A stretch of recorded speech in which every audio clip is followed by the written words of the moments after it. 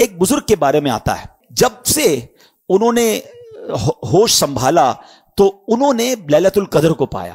انہوں نے اپنی زندگی کا ایک تجربہ بیان کیا ہے. اٹس ناٹ کمپلسری، مگر یہ بھی ایکسپیرینس ہمارے سامنے آ جائے کہ وہ فرماتے ہیں، حضرت شیخ ابو الحسن شاذلی رحمت اللہ تعالی علیہ، وہ کیا فرماتے ہیں کہ جب کبھی اتوار یا بدھ کو پہلا روزہ ہوا تو 29ویں شب، اگر پیر کو پہلا روزہ ہوا تو 21ویں شب، اگر پہلا روزہ منگل یا جمعے کو ہوا تو 27ویں شب، اور اگر پہلا روزہ جمعرات کو ہوا تو 25ویں شب، اور اگر پہلا روزہ ہفتے کو ہوا تو میں نے 23ویں شب کو شب قدر پایا. اچھا، بہت بڑے بڑے علماء، امام اعظم ابو حنیفہ بھی اور غوث اعظم کا بھی ایک قول ملتا ہے، بڑے بڑے علماء کا ماننا یہ ہے کہ 27ویں شب قدر ہے. اس میں ایک بڑا اسٹرانگ اشارہ ہے.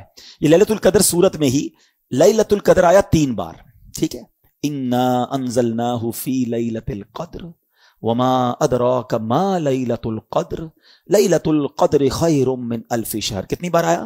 3 بار. اچھا، لیلۃ القدر جو لفظ ہے اس میں 9 حروف ہیں، ٹھیک ہے، آپ اس کو کاؤنٹ کریں گے تو 9 حروف ہیں.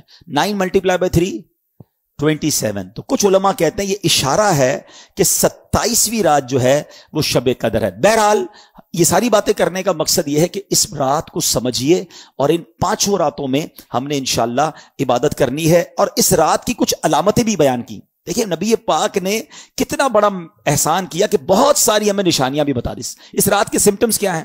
فرمایا کہ حضرت عبادہ بن صامت رضی اللہ تعالیٰ عنہ نے بارگاہ رسالت میں شب قدر کے بارے میں سوال کیا تو پیارے آقا نے فرمایا کہ شب قدر رمضان کی آخری طاق راتوں، آخری عشرے کی طاق راتوں 21 23 25 27 یا 29 میں سے تلاش کرے. اور پھر فرمایا جو اس رات کی علامتیں کیا ہیں کہ وہ مبارک کھلی ہوئی شب ہوگی. جب شب قدر ہوگی نا، وہ رات بادل نہیں ہوں گے، آسمان پر کلیئر ہوگا وہ آسمان. اچھا، نہ زیادہ گرمی ہوگی اس رات، نہ زیادہ سردی ہوگی، بلکہ یہ رات معتدل یعنی موڈریٹ ہوگی.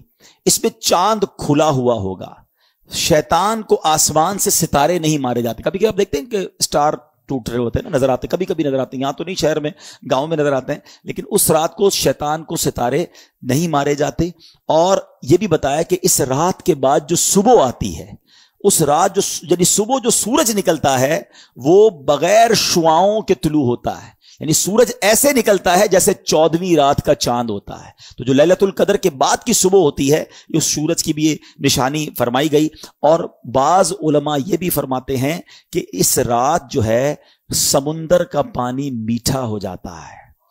اچھا، یہ ساری نشانیاں تو بیان ہوئی روایتوں میں، کتابوں میں، احادیث میں. ضروری نہیں کہ ہر نشانی ہم دیکھ سکیں، وہ آنکھ بھی تو چاہیے نا. آنکھ والا تیرے جوبن کا تماشا دیکھے، آنکھ والا تیرے جوبن کا تماشا دیکھے، دیدائے کور کو کیا آئے نظر کیا دیکھے. تو بہرحال یہ علامتیں بھی بیان ہوئیں. تو ہمیں انشاءاللہ، میں بھی نیت کرتا ہوں، آپ بھی نیت کریں کہ انشاءاللہ یہ 5 راتیں ہم خوب عبادت میں گزاریں گے.